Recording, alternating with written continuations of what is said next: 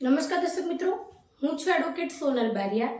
આપ સર્વનું સ્વાગત છે મારી ચેનલ લીગલ ભવવિજ્ઞાનમાં. દર્શક મિત્રો, એક મિત્રનો પ્રશ્ન છે કે અમારે ખેતીની જમીનના સાતબારની અંદર ઘણા બધા નામ છે, તો એ નામમાંથી એક બે વ્યક્તિ દ્વારા જો એની ઉપર ધિરાણ લેવામાં આવ્યું હોય તો એ ધિરાણ એ ખેતીની જમીનના અમારા બાકીના જે સર્વે નંબર છે એ બધાની અંદર પણ એન્ટ્રી પાડવામાં આવી છે. તો એવું શા માટે?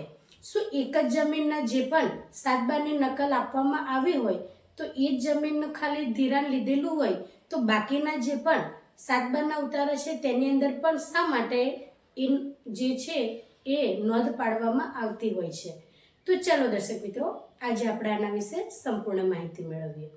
તો દર્શક મિત્રો, ગ્રામીણ વિસ્તારની અંદર જ્યારે ખેડૂત મિત્રને ખેતી અર્થે કોઈ પણ પ્રકારના નાણાંની જરૂર પડતી હોય તો તેવા સંજોગો દરમિયાન ખેતીની જમીન ઉપર ધિરાણ મળતું હોય છે.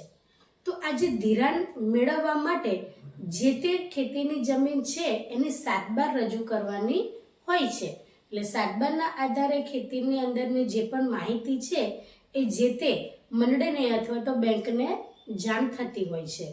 તો દર્શક મિત્રો, જ્યારે ધિરાણ લેવામાં આવે તો બેંક કે મંડળી છે એ જે સાતબાર રજૂ કરવામાં આવે છે એ સાતબારની અંદર દર્શક મિત્રો, જે જો કોઈ પણ અલગ અલગ વ્યક્તિઓના નામે સાતબાર હોય તો એ પારિવારિક રીતે અલગ ગણાય, પરંતુ જો દરેક જે પણ સાતબારની અંદર બધા જે સહકુટુંબના નામ હોય તો એ બધાને જ જમીન ગણાય.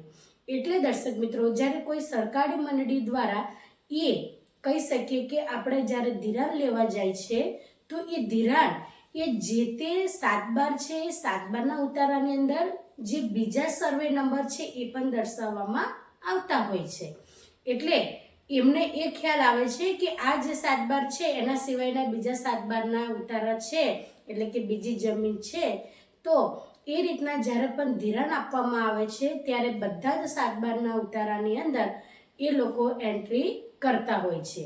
એન્ટ્રી કરવાનું કારણ શું છે કે માત્ર એક જ જમીન પર નહીં, પરંતુ આ જે બોજો છે એ તમારી જે સહિયારી મિલકત છે એ એક સાતબારના આધારે બાકીના બધા સાતબારની અંદર પણ એ બોજો બોલતો હોય છે.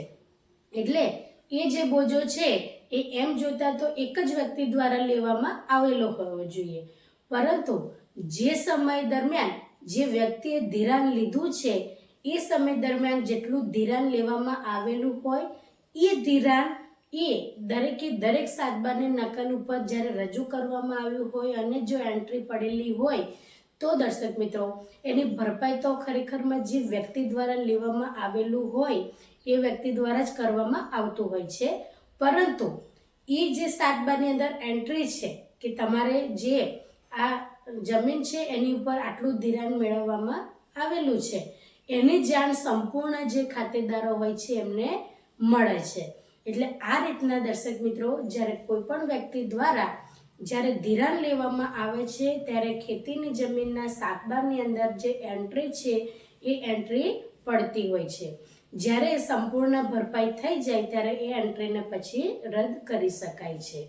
અમુક સંજોગોની અંદર જ્યારે ધિરાણ લેવામાં આવતું હોય ત્યારે જેટલા પણ એની અંદર અરજદારો હોય છે એ બધાનું કહી શકાય કે પેઢી નામ દ્વારા બધાની સાઇન કરવામાં આવતી હોય છે. પરંતુ અમુક સંજોગો દરમિયાન દર્શક મિત્રો, જ્યારે સહકારી મંડળીની અંદર કોઈ પણ જે કહી શકીએ કે ખેડૂત ખાતેદાર હોય અને જે વ્યક્તિના નામે જમીન હોય તો એની અંદરથી જે તે અરજદારો છે સાતબારમાં એની અંદરથી કોઈ પણ વ્યક્તિ ધિરાણ લઈ શકે છે, કારણ કે તેમનું પણ નામ અંદર હોય છે. એટલે આ રીતના પણ ધિરાણ મેળવી શકાય છે. પરંતુ એ ધિરાણ છે એ જ્યારે આપવામાં આવે ત્યારે જે સાતબાર તમે રજૂ કર્યો છે એ સાતબારની અંદર દર્શક મિત્રો, બીજા તમારી ખેતીની જમીનના જે પણ કહી શકાય કે જે સર્વે નંબરો છે એ દર્શાવવામાં આવ્યા હોય છે. એટલે સહકારી મંડળી દ્વારા તમારા જે બીજા રેકોર્ડ્સ છે એ પ્રમાણે એ સાતબારના રેકોર્ડ્સની અંદર જોઈને તમારા બીજા જે સર્વે નંબર છે એને પણ ત્યાં આગળ રજૂ કરવાની એ લોકો વાત કરતા હોય છે અને રજૂ પણ કરાવે છે, જેથી કરીને માત્ર જે ધિરાણ છે એ સંપૂર્ણ તમારા બાકીના જે પણ સર્વે નંબર છે તે મુજબ પણ એની અંદર બોજાની એન્ટ્રી નાખતા હોય છે. તો દર્શક મિત્રો, આ જ રીતના ખેડૂતલક્ષી માર્ગદર્શન હું મારા વિડીયોના માધ્યમથી તમારી સમક્ષ રજૂ કરતી રહું છું. જો તમને વિડીયો સારો લાગ્યો હોય તો તેને લાઈક કરજો, શેર કરજો અને ચેનલને સબસ્ક્રાઈબ કરજો. જય હિન્દ, જય ભારત.